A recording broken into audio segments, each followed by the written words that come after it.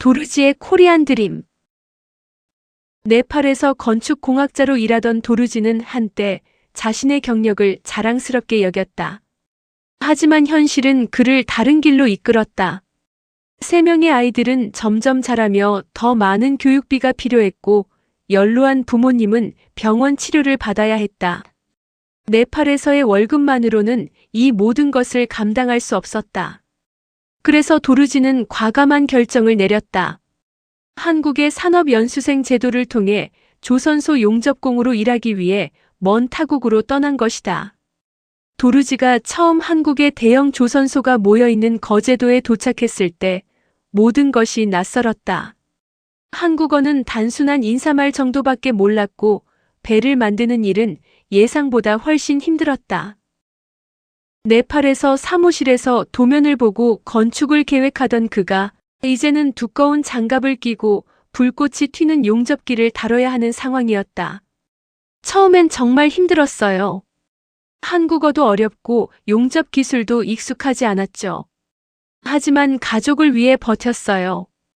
도르지는 매일 8시간 넘게 일했다. 주말에도 가능하면 추가 근무를 했다.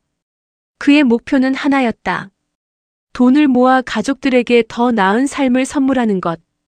그는 한국에서의 생활이 고달프고 힘든 일이 많았지만 동료들의 따뜻한 배려 덕분에 버틸 수 있었다. 처음 한국에 왔을 때 도르지는 동료들과 소통하는데 어려움을 겪었다. 한국어가 서툴고 문화도 달라서 대화에 어려움이 많았다. 특히 거제 조선소에서의 용접공 일은 고된 일이었기에 대부분의 시간은 몸에 땀을 흘리며 일하는 것이었다. 그런데 어느 날 도르지는 그런 고된 작업 중에 한국 동료 한 명이 다가오는 모습을 보고 깜짝 놀랐다. 도르지, 오늘 저녁은 뭐 먹을 거야? 저는 그냥 김밥 먹으려고요. 도르지는 겸손하게 말했지만 동료는 고개를 저으며 말했다. 김밥? 오늘은 우리 다 같이 삼겹살 먹자. 내가 살게. 조선소 근처의 작은 삼겹살 집에서 동료들과 함께 삼겹살을 구워 먹으며 그는 한국인들의 따뜻한 마음을 처음으로 느꼈다.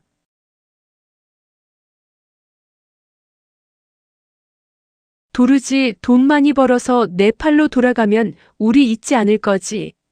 내가 네팔로 돌아가면 우선 큰 집 짓고 형님들 초대할게요. 정말로요. 도르지, 그 약속 절대 잊지 마. 그렇게 동료들과 조금씩 가까워졌다. 또 다른 기억은 한국의 명절이 다가오던 때였다. 추석이나 설날 같은 명절에는 회사에서 휴가를 주지만 고향에 돌아가지 못하는 외국인들이 많다. 도르지는 가족과 함께 지내고 싶었지만 여전히 고향에 돌아가기 위한 돈을 더 모으는 중이었다. 그러던 어느 날 동료 선배 한 명이 다가와 말했다. 도르지, 오늘 우리 집에 와서 술 한잔 할래? 도르지는 당황했지만 그의 진지한 표정에 결국 따라갔다. 한국에 온 지 꽤 됐지만 한국의 가정집을 방문해 보는 것은 그날이 처음이었다. 선배의 가족들이 도르지를 따뜻하게 맞이해 주었다. 중학교에 다니는 딸과 초등학교에 다니는 아들이 도르지에게 한국식으로 머리 숙여 인사를 했다. 도르지가 어쩔 줄 몰라 하며 어색해하자 선배는 웃으며 식탁으로 안내했다. 부인이 직접 만든 푸짐한 음식들과 함께 소주를 준비해 놓았다. 처음에는 한국의 가정집 식탁에 앉아 선배 가족과 함께 음식을 먹는 것이 어색했지만 술도 조금 마시면서 도르지는 어느새 마음이 편안해지기 시작했다. 사람 사는 건 어디나 비슷하구나 라고 느끼며 네팔에 있는 아들, 딸 이야기를 들려주며 밤이 깊은 줄 몰랐다. 그날 저녁 식사 자리에서 도르지는 한국인들의 따뜻한 정에 감동했다. 도르지, 힘들면 언제든지 얘기해. 우리가 도와줄게. 걱정할 거 하나 없어. 선배의 따뜻한 위로를 받으며 도르지는 밥 한 끼, 술 한 잔의 의미를 알게 되었다. 한국에서는 일상 속에서 정을 나누는 게 그저 자연스럽고 그래서 서로를 더 깊이 이해할 수 있는 것 같다. 도르지가 한국에서 벌어들이는 돈의 95%는 네팔로 송금했다. 그는 자신을 위해 거의 아무것도 쓰지 않았다. 가족이 더 넓고 좋은 집에서 살 수 있도록 돈을 보냈고 부모님이 병원에서 치료를 받을 수 있도록 지원했으며 동생과 아이들의 교육비도 책임졌다. 그가 보낸 돈으로 얼마 전 고향에 큰 집을 지었다. 부모님도 병원 치료를 계속 받으며 건강을 유지하고 있다. 한국에서 힘든 하루를 보내고도 밤마다 가족들과 영상 통화를 하면 마음이 따뜻해졌다. 아빠, 우리 집 정말 커요. 친구들이 모두 부러워해요. 막내 아들의 밝은 목소리를 들을 때마다 도루지는 그동안의 고생이 헛되지 않았음을 실감했다.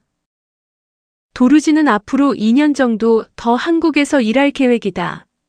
지금보다 조금 더 많은 돈을 모은 뒤 그는 네팔로 돌아갈 계획이다.